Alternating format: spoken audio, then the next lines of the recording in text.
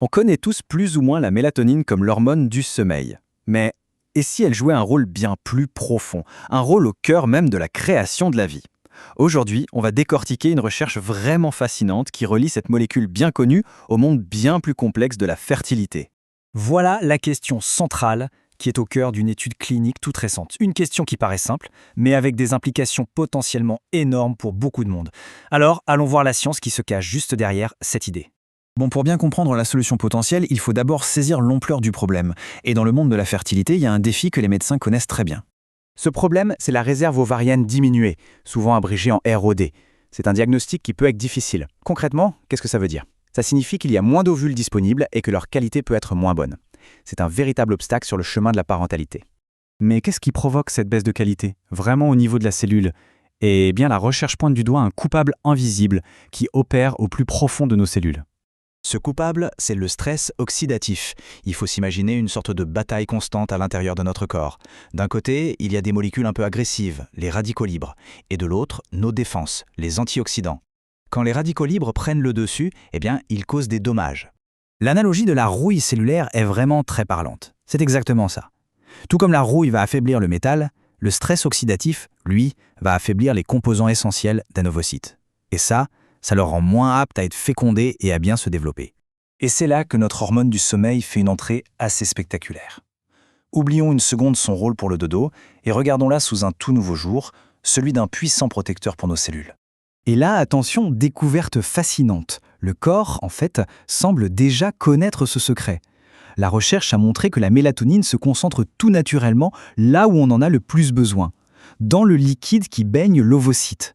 Sa concentration y est presque 3 fois plus élevée que dans le sang. C'est un indice énorme sur sa véritable fonction dans cette zone. Donc, le point crucial, c'est ça. La mélatonine n'est pas juste là par hasard. Elle est active. Elle patrouille en quelque sorte dans cet environnement si délicat pour neutraliser les fameux radicaux libres. C'est précisément cette hypothèse que les scientifiques ont décidé de mettre à l'épreuve. Ok, assez de théorie, passons à la pratique. Comment est-ce qu'on peut tester de façon vraiment rigoureuse si un supplément de mélatonine peut réellement faire une différence? Pour être sûr de leurs résultats, les chercheurs ont utilisé la méthode la plus rigoureuse qui existe, l'essai contrôlé randomisé.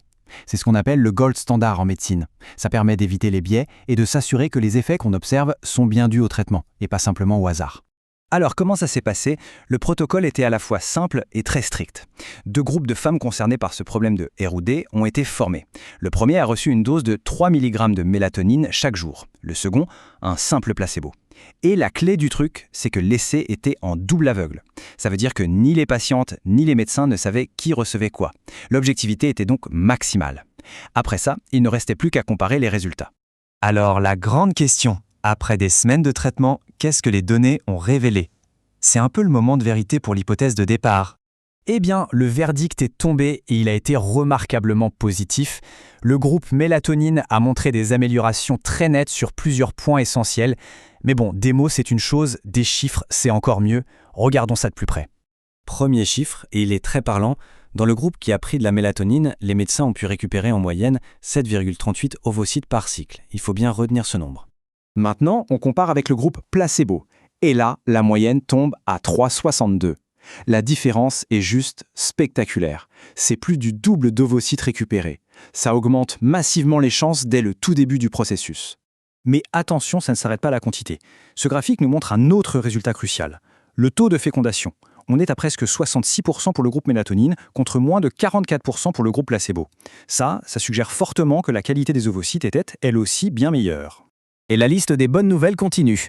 Les embryons qui ont été obtenus à partir du groupe mélatonine étaient de meilleure qualité.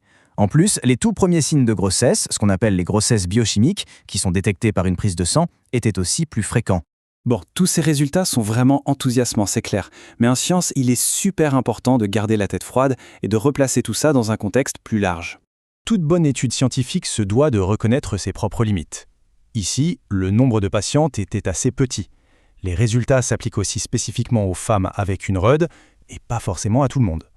Et puis le point le plus important, même si les premiers marqueurs se sont améliorés, l'étude n'a pas montré de différence significative sur le taux de grossesse mené à terme. Cela prouve bien que d'autres recherches, plus larges, sont nécessaires. Et tout ça nous amène à la question finale, celle qui reste en suspens. Cette étude, elle ouvre une voie qui est vraiment très prometteuse. La mélatonine, c'est une substance accessible, peu coûteuse et considérée comme sûre. Alors, est-ce qu'elle pourrait un jour faire partie des outils des médecins pour aider un groupe de personnes bien définies sur le chemin de la parentalité ? Seules de nouvelles recherches pourront nous le confirmer.